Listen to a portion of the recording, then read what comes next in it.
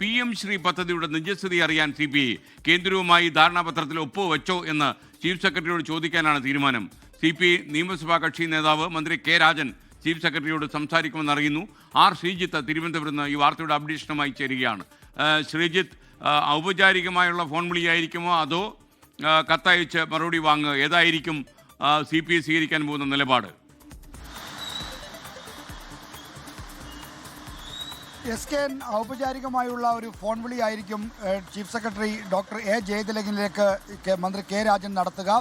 CPIയുടെ സംസ്ഥാന സെക്രട്ടറി യോഗം 12:30 ചേരുന്നതിന് മുമ്പ് ഈ PMC പദ്ധതിയുടെ കാര്യത്തിൽ പുറത്തുവരുന്ന മാധ്യമ വാർത്തകൾ ശരിയാണോ എന്ന് ഔദ്യോഗികമായി ഉറപ്പിക്കുകയാണ് ഈ ഫോൺ വിളിയുടെ ലക്ഷ്യം. CPIയുടെ നിയമസഭാ കക്ഷി നേതാവും റവന്യൂ മന്ത്രിയുമായ K. രാജൻ ചീഫ് സെക്രട്ടറിയോട് സംസാരിക്കുമെന്നാണ് ഇപ്പോൾ നേതാക്കൾ വ്യക്തമാക്കിയിട്ടുള്ളത്.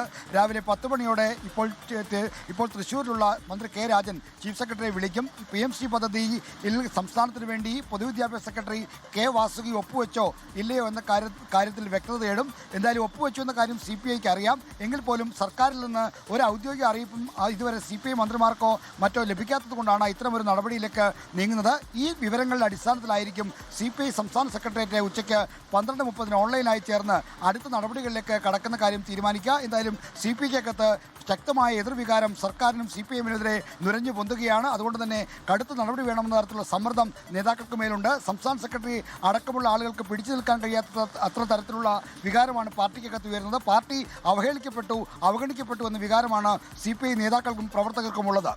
ലോകത്തെവിടെയായാലും ഏത് സമയത്തും 24 വാർത്തകളും ഓഗ്മെന്റഡ് റിയാലിറ്റി പാക്കേജുകളും എക്സ്പ്ലെയിനറുകളും വിശദമായി കാണാൻ ഞങ്ങളുടെ YouTube ചാനൽ നിങ്ങൾക്ക് സബ്സ്ക്രൈബ് ചെയ്യാം.